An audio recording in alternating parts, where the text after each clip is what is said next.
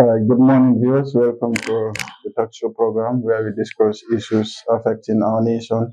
And today, our guest is Honorable Ahmad Kah, and he's a politician, a present politician in Gambian politics, a young guy that is so visionary towards our politics, and he heads the movement called the Tabak Rewme movement. And it's a pleasure having you in our studio, and welcome to SS Media, Mr. Kah. Thank you very much. Thank you, Mr. Colley. I am most grateful. I'm very happy. So my warmest greetings to the entire management of SS Media and my brother there with the machine and yourself. I am delighted. I am happy, and Alhamdulillah, I have to thank you for the initiative to bring me up to your platform here to have an interface with the Gambian people. So it's most appreciated by myself and my team and the entire Tabak Rewme, inshallah. Thank you. Thank you very much, Honorable. We want to talk about Barrow's candidacy towards the 2026 presidential election. A couple of days ago, last week, they held the Congress at Jarasoma, where the Bob by force announced President Barrow as their next candidate for the upcoming 2026 election. Does this sound ring a bell into the opposition people's mind? And what do you think Barrow's candidature means for the Gambia in the 2026? Yeah, it's an unfortunate situation. It is very, very disheartening that Gambia will be almost at ransom in matters dealing with President Barrow's candidature. I think one of the biggest foul that we are doing to ourselves is not remembering or forgetting the promises that they have made in 2016. You see, many people that rallied behind them, and not actually because probably maybe they were mad with Jammeh for some other reasons, but because they have been with the former President Jammeh for too long, and of course wanted to see that there is a smooth transition, a smooth change. It is our belief that former President Jammeh have had his own vision. Over time, would have diluted that vision, right? Went through all his vision. So it was always very necessary, very important that we have new leaders to come to power so that to bring about an important shift in the way and manner government affairs is being run. Now, people need to remember that President Barrow, when he was coming to office, he made a promise to the Gambian people that he was going to serve only for 3 years and also in a new democracy that probably Gambia had been longing for, probably, like they said, that's what they said. Now, that turned out to be 5 years, then to 10 years, and today what we hear from them on a daily basis is about the privilege or the right to run for another term, counting down to 20 years. Now, what this is doing, it has ridiculed every other thing that they ever had said, right, on the past regime. In fact, what we are beginning to see is that probably, right, maybe Jammeh was more honorable than them in this situation. Because I cannot come and tell people that this man is not honorable. This man has a lot of buts, right? And I call the people to rally behind me, which they have done, right? And they did rally behind me, remove the person, and I end up getting to the same shoes or putting on the same shoes that the former regime put on. So Barrow's candidature, right? Of course, they are hiding behind the constitution, saying that the constitution does not allow him to go whatever. But also the same constitution provide provision for Barrow to resign if he wants to any minute. Sure. So there is no clauses, there's no clauses of the constitution that is asking Barrow to run for a third term. Right? It is just the same thing as any other citizen. So therefore, I think it is disheartening. I think it is it's going to be a very bad situation, bad precedence. And I also think it is not going to help. I don't believe in any way whatsoever that President Barrow and his team NPP can bring in any further good to the Gambian people. They have been here for 2 terms. In fact, people are crying more than they have ever done before. So actually, I believe that Gambians should start talking about this and to show our dissatisfaction right, in trying to see the MPP and their leader trying to get Barrow to serve for a third term. This is not good practice. This is in contrary to what we are seeing in recent days. And of course, trying to do so is posing or exposing the Gambia to so many security lapses. And I believe trying to force it through, doing it through, is going to be a selfish act, because they should consider the plight of the Gambian people. They should also consider first the security of the Gambian people. People rallied behind them and believed that they had to do whatever it takes, right, to remove the former regime. In fact, how many coup attempts had happened during the previous regime? This government, Barrow's government, did arrested people and have them tried for attempting a coup, conspiracies, and so on. So I think these are all, indicators that they need to listen to and they need to look up to.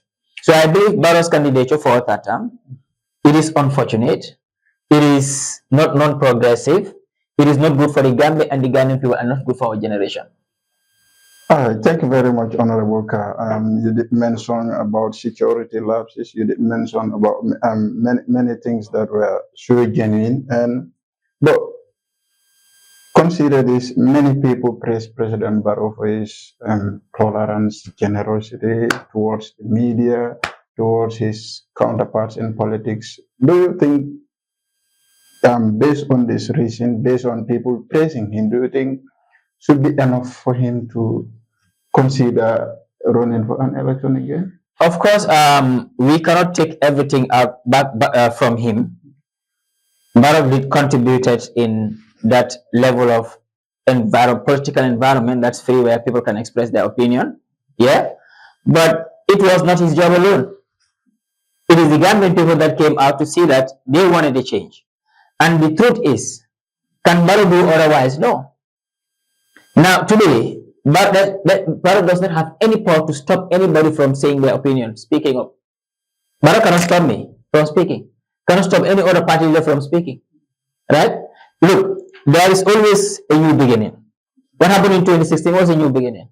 That Gambians take up by themselves. And nobody is going to put Gambians in chains again. It's never going to happen again. Right? It's never going to happen. So therefore, yes, we are not going to take up all credit from Barrow. He is contributing. Do you understand? But if you look at it the other way around, we have seen, what we have seen in recent days, is trying to see the government to meddle with aspects of the media. We have seen certain media outlets being benefiting from opportunities from the government, when the objective or the agenda for government should have been giving support to all media houses, especially the younger or newer media houses that are being built up by the next generation, by the youth. And I think these are the ones that deserve, right, that exposure, that support, that financial support, help, and so on. Is it also? So if you look at that, indirectly, I think what they're doing is just, they understand clearly that they cannot suppress the people no more. They cannot suppress the media. So they are just playing along. So therefore, I don't think there is anything in this country that President Barrow had done, right, that should warrant him to contest for a third term. In fact, today, Gambians are crying on a daily basis. People are living almost in abject poverty. There is hunger in many parts of the Gambia. There is thirst in many parts of the Gambia. There is lack of health facilities, lack of healthcare in almost everywhere in Gambia. And I believe that alone, those signals should have been enough for President Barrow to think about relinquishing power, and MPP will get somebody else as their candidate come 2026. Honorable, you did talk about abject poverty, you did talk about tests around everywhere you go into the Gambia. And at some point in time, one will have this opinion. Well, if Honorable Kah is saying poverty and test is the order of the day in the Gambia, somebody out there might say, well, I'm not sure all what he is saying has to do with anything regarding Barrow's presidency, because Gambia is an a capitalist state. And of course, we know means of production, distribution, and exchange are owned and run by the private individual. Look, everything has to do with him. What happened is, this is a country, as is a state run in certain means, certain mechanisms. We have a constitution in place. The Gambian people went into an election after President Barrow made promises that one, I'll fight against hunger, against poverty, I'll bring you good governance, good democracy, I'll fight corruption. These were the promises that he made, and the Gambian people said, okay, for that being the case, we trust you and we're going to entrust ourselves, our country to you.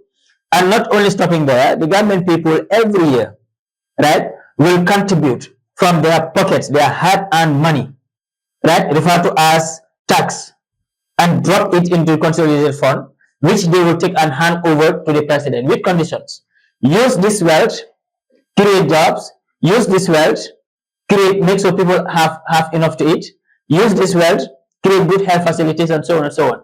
So therefore, President Barrow in this situation is the alpha and omega, right? If some people are crying, if people are crying, or people are in very dire situations because of needs that they cannot quench, because of thirst that they cannot quench, therefore responsibility will go back to President Barrow, because he is the one that the Gambian people have entrusted with all the ingredients that are supposed to be used to create a good living standard and a life for them, not the private sector. In fact, even failures of the private sector also would have in a lot of ways got to do with the failure of the government decisions, because the government also again is supposed to procreate a vibrant private sector.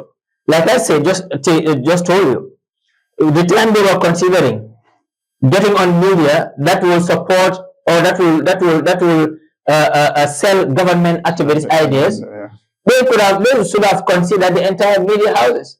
If they cannot, then they look into those that need it the most. But some of the media houses that they've given it to, in fact, of course, are already making money from business. So therefore, then you see that whatever that befalls Gambians, I think it's a responsibility of the president, unless and until there are certain clear evidence that it comes out of a natural cause.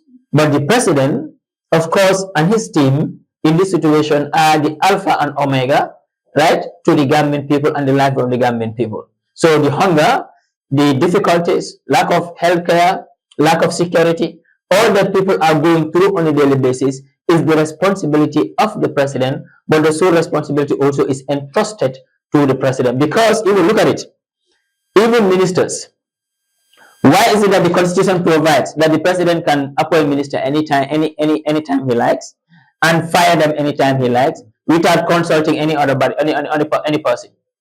That is so that people to understand that the entire administration is entrusted to one person, the president. But now the constitution provides, okay, the Gambian people have entrusted the country to you, their budget to you, right? The constitution whatsoever for you to protect the constitution. But if you see that you need help, then you can hire people that are referred to as ministers. And that is why you don't need to consult anybody to hire them. You don't need to fire anybody to hire them. In fact, you don't even need a reason to fire them. The person can just say, you know what, I think I brought you in, you have done what I wanted, now I don't need you no more, go. The minister doesn't have to do anything wrong to be fired for the president. So that is the kind of power that the people entrusted to the president, and which we need to understand, which we need to know. All right, thank you very much, Honorable.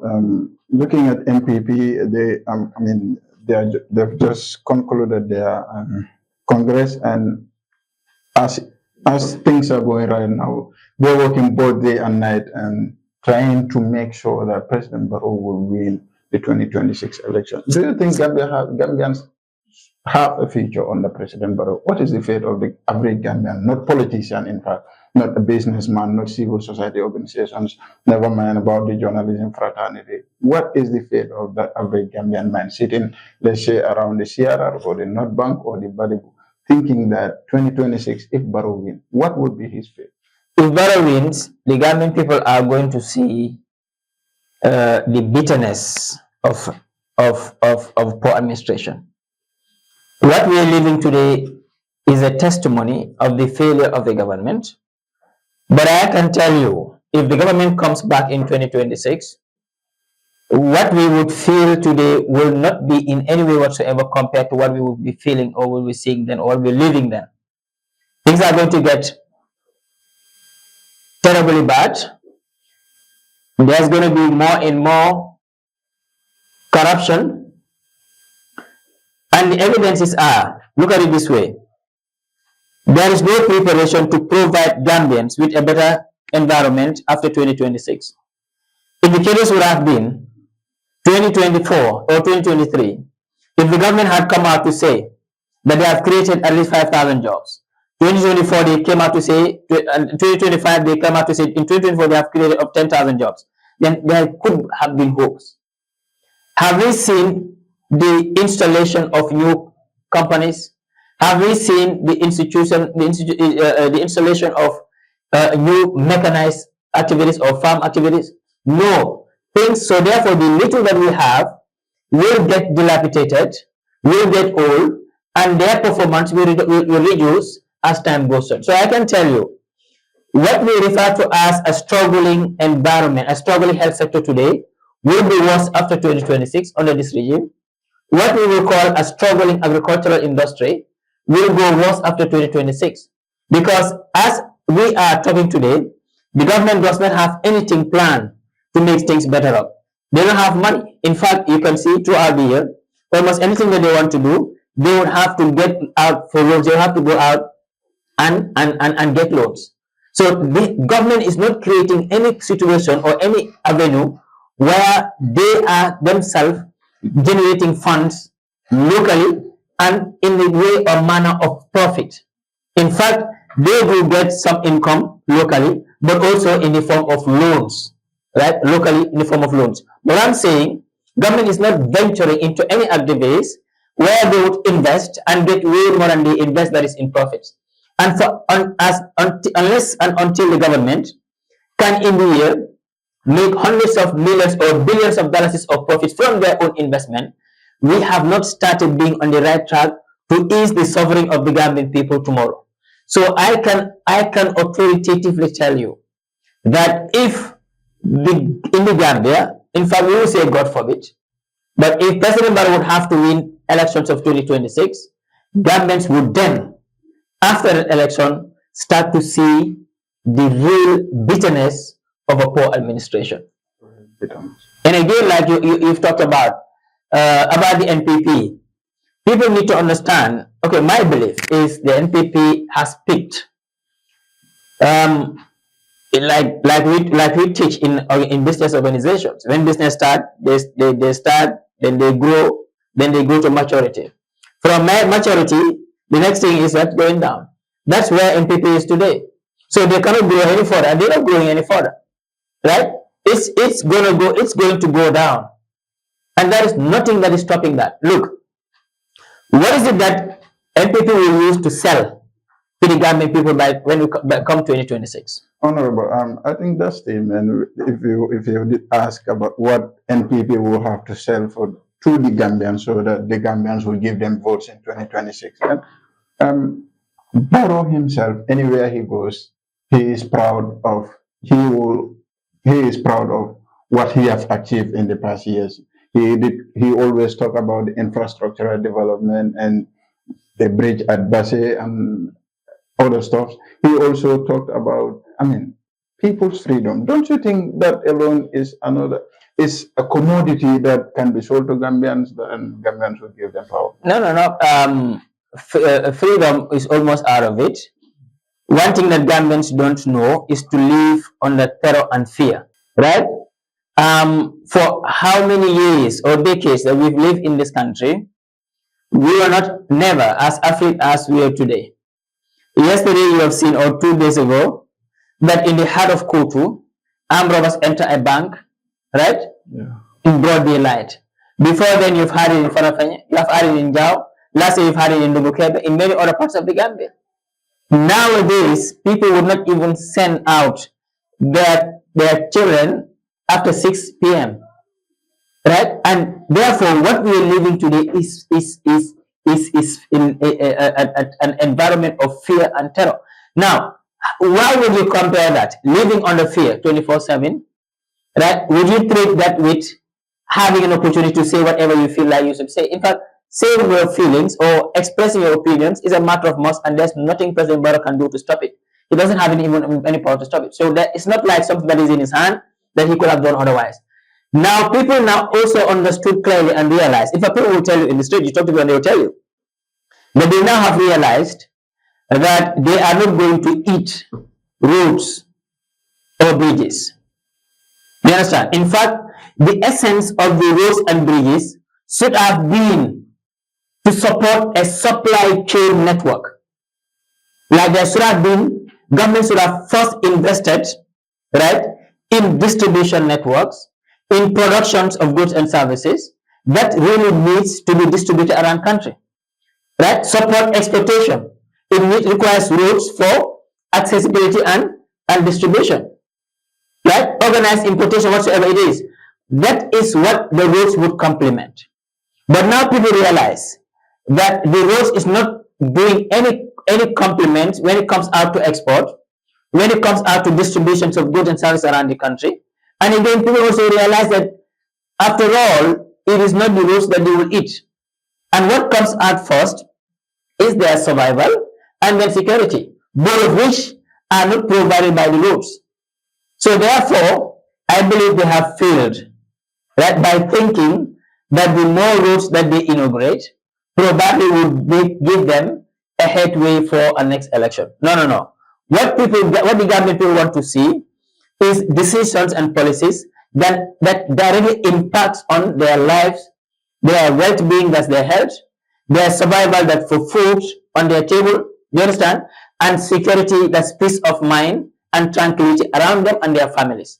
So therefore, if they would want to have a chance, they will have to redirect whatever policy that they make towards these things and not the road. So, and therefore, I am telling you, there is no time no more for the NPP from within 2 years to do efforts that will make impact, that will impact the Gambians through those aspects I'm talking about. From these 2 years, there is nothing they can do to alter the health infrastructure in the Gambia. In fact, because the Gambia doesn't have the money to do so. The MPP will believe that they have constructed new hospitals in the provinces. Don't you think that is supplementary to their policies, that they are bringing health services to the average Gambian living even as far as Basel is concerned? But you can see, just like you say, right? Whenever we want to talk about those sectors, we generally refer to them as what? Health services, right? And that's again where I am telling you that probably they may not understand what they're doing, or they're trying to fool the governments. What they are doing is health infrastructure. In fact, in that case, this one will not even qualify to be referred as health infrastructure, but health buildings. Now, how is health buildings going to impact on the lives of the Gambian people or the health sector? None. Now, what would have been making sense would have been health service. When you get to hospital, you will be serviced. Now, you have a health clinic wherever in the farthest part of Gambia, and here at the RVTH, which is the biggest, right, most equipped, right, and the central referral hospital of the Gambia, probably you would go there and you don't even have medication in return. Do you understand? So I think there are a lot of misplacement of priorities coming from the government. The health sector today is almost a joke in the Gambia, and something needs to be done. And I can tell you that they don't have time to do the right thing. In fact, they don't even have the plans in place to do the right thing. So therefore, I don't see in any way whatsoever what agenda the NPP will bring in 2026 that will sell off to the Gambian people to give them those massive votes to have another comeback. And again, whether they like it or not, their biggest challenge, if they know or they don't know now, their biggest challenge would be the candidature of President Barrow. They will even have a better chance if they get somebody else, right, as a political party to lead them. But the candidature of President Barrow will backfire on the NPP in a way that they would never have wished to see in their lives. All right, Honorable, we've discussed about what the fate of the Gambians are as far as Barrow's candidature is concerned, and The next point that I want to draw your attention to is looking at the atmosphere of the oppositions in the Gambia. Many people will say, well, the oppositions in the Gambia are not even worthy to be given a chance because what others political commentators will be saying, it will be like, well, we have people with sound policies down there. We have people who are who have the institutional memory to run the affairs of the country effectively. But whenever they are given positions into the government, whenever they are given a chance, they fail. So others will be like, well, we have oppositions, and the oppositions themselves are not ready to embrace the change that they are preaching. Do you think that is a scenario in the Gambia? There are two things here. Yes, there are many in the opposition that probably may not do better or different from what Barrow is doing, because almost the school of thoughts are the same, right? The school of thoughts are the same. You see, there are things that are very, very important, and these are the issues of generations and mindsets. Generations have similar mindsets. The way I think will not be very different from the way you think. Why? Because of the school of thoughts, right? We almost grew up from within the same range of age, right? We do the same games when we were young. We were brought up the same situation whatsoever. But some of the ages above, the way they think or they see issues about the country is different from how the way we see it. Do you understand? Example, I can cite a quick example. Among the elders, what comes out first is always masla, right? Yuninella.